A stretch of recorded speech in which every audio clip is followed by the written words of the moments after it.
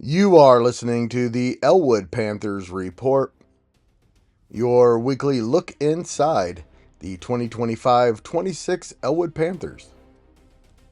And it's only on the Central Indiana Sports Report. Good morning, good afternoon, or good evening, Elwood Panther fans, whenever you've chosen to listen to the Central Indiana Sports Report. We could not be more grateful. You are listening to the Elwood Panthers Report, a podcast about the first team I ever loved. Elwood Community High School is where my love for sports began. Speaking of which, before we get to this year's Panthers, I did a shout out to a bunch of Elwood Panther greats last week, and I completely forgot Jamie Whetstone. I have no idea how I forgot Jamie Whetstone, who was the best Elwood Panthers basketball player during my years in Elwood. Just one of those complete mind slips. Unbelievable how I did it. It would be like mentioning the Indiana Pacers in my childhood and not mentioning Reggie Miller. I have no idea how it happened, but I mean, Jamie Whetstone is the reason I met the great Willis Reed, who of course was the head coach at Creighton. Was it 1984, maybe 85, when Jamie was a senior? And as the presence of Willis Reed would tend to do, Jamie decided to go play for Willis at Creighton. Believe it or not, one day, I believe Creighton was probably playing DePaul. My Uncle John, the only NBA player ever from Elwood, called the game that Jamie Whetstone played for Creighton. The broadcast, I believe, it was WGN, but I could be wrong. And they made a really big deal about Elwood and its basketball tradition on that broadcast. That was really cool. Sorry for the aside. I'm just going to have to do that from time to time on the Elwood Panthers Report. Before we get to the report on the 2025-26 team, I want to tell you what's going on at the Central Indiana Sports Report. And what's going on is big news.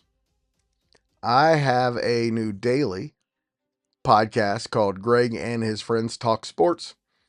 It's mostly me talking about the Pacers, Colts, IU, Purdue, the Fever, IndyCar, Butler, Notre Dame, Indiana State, you name it, anything Indiana. I'm on there talking about what happened the day before, what's coming up the next day, and I'm often joined by my friends, the amazing Central Indiana Sports Report contributors, every day about the teams they love. We still have our weekly shows, the Pacers Report on Monday, the IU Report on Tuesday, the Purdue Report on Wednesday, the IndyCar Report on Thursday, the Colts Report on Friday, and the Fever Report on Sunday.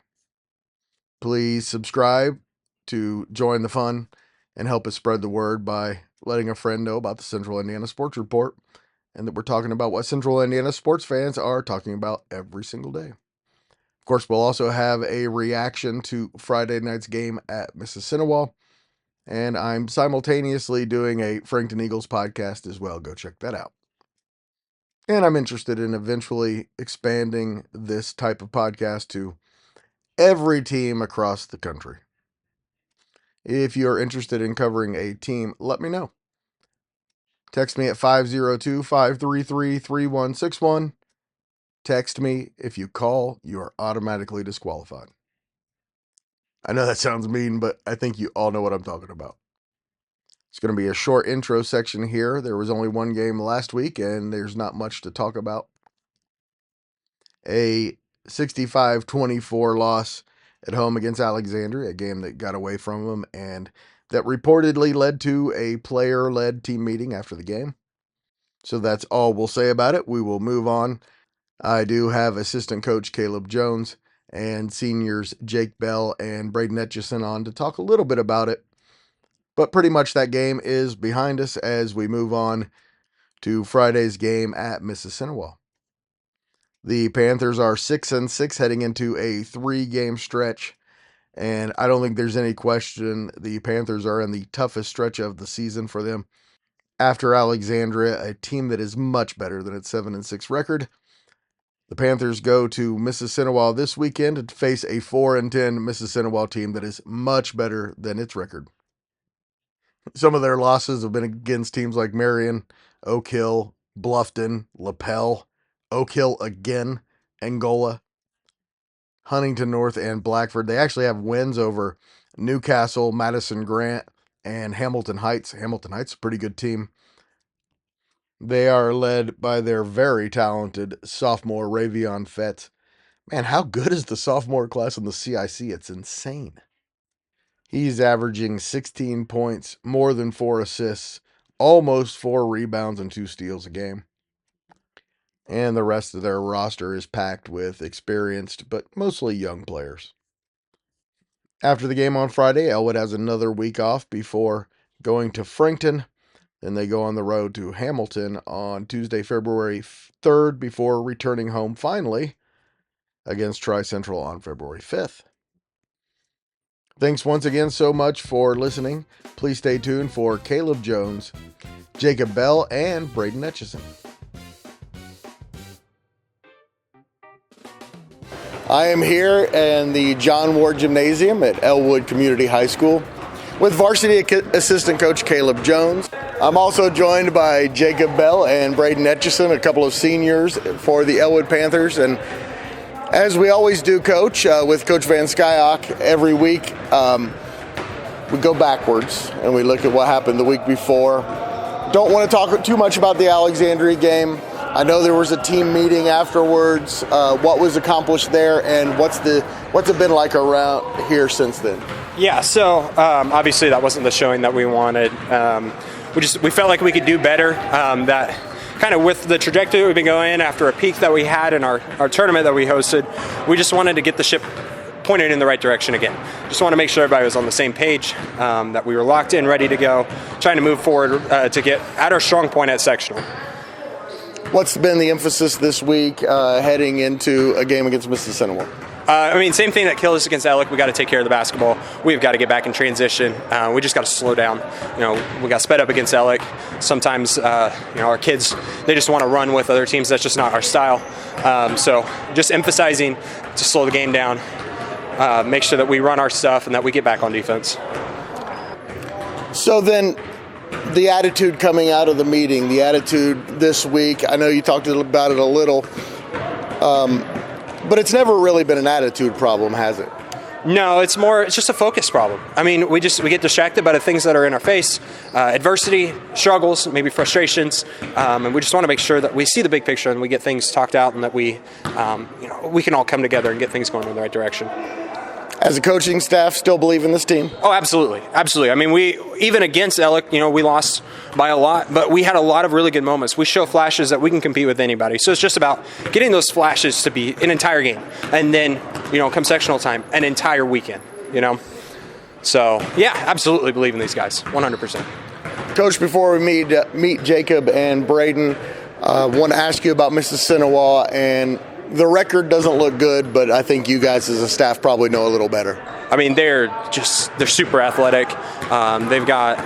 They can go really deep. They got two young kids that are really, really good, just sophomores, so they're going to be good for a long time.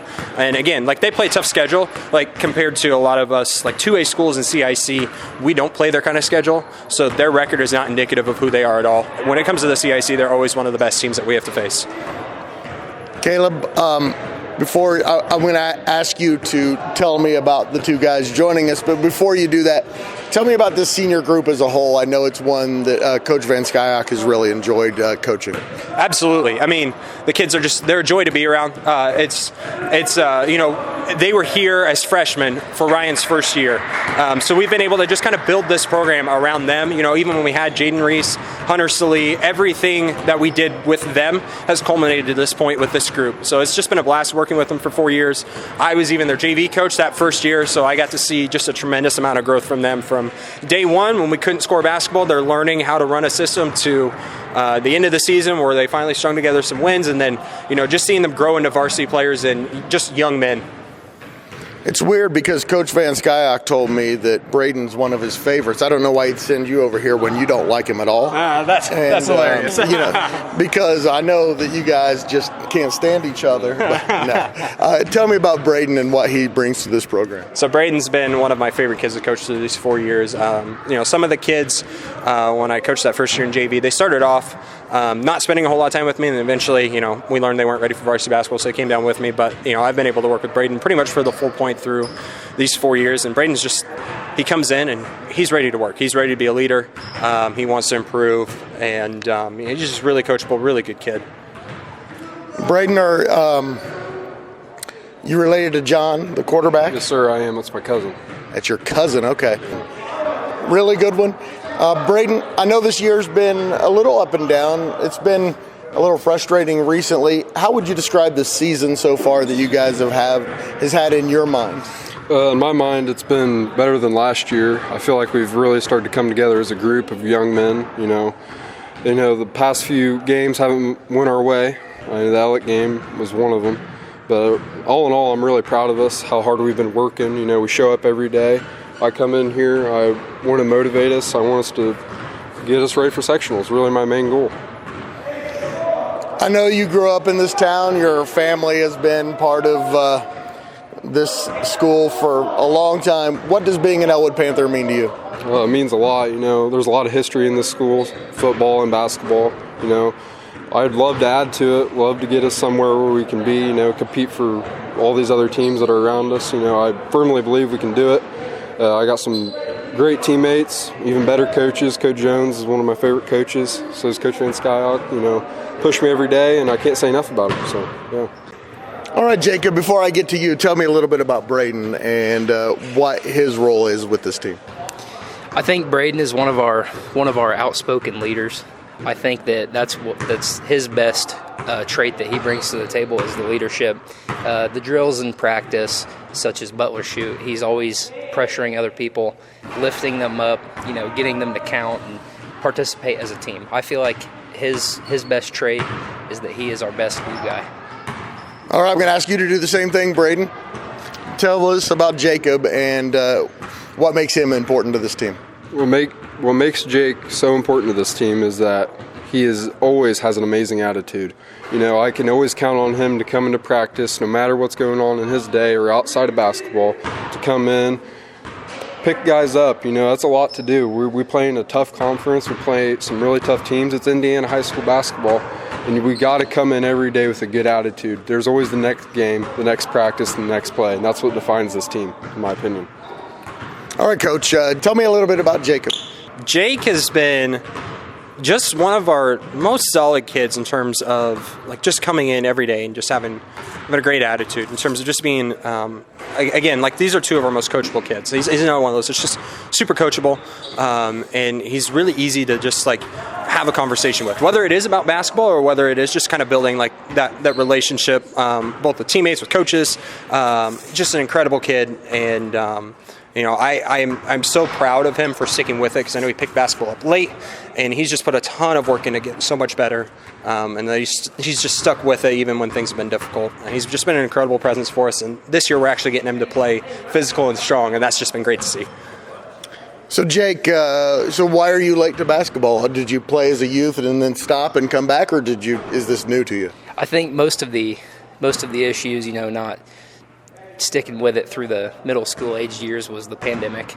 I played in 6th grade under Coach Brad Lobb, and then the pandemic hit, and it wasn't that I was scared. It was that I had taken some time off to be with my brothers. It was, their last couple years of being around before they really had to get after it in life. I bet you're glad you did it. Oh yeah. I'm even more grateful that I played basketball. So what's it been like this year? What's this team been like? What's the personality of the combined group? There have been some up and downs, but I feel like this year is just mountains above last year. I think the attitudes are far better. I think where the coaching staff has pointed it out a couple times, but times last year we would have failed and broke down. This year we have gotten our heads back and we have built on, maybe some mistakes. Caleb, Jake, Braden, thank you so much for your time. As always, appreciate it. Thank you, everybody, for listening. Always appreciate it. Please do us a huge favor and share this podcast with an Elwood Panther fan in your life. Help us spread the word that we're talking about the Elwood Panthers all the time. Thank you. And as always, it's great to be an Elwood Panther. Yes, sir. Absolutely. Appreciate Thank you. it. Thank you very much. Have a good night.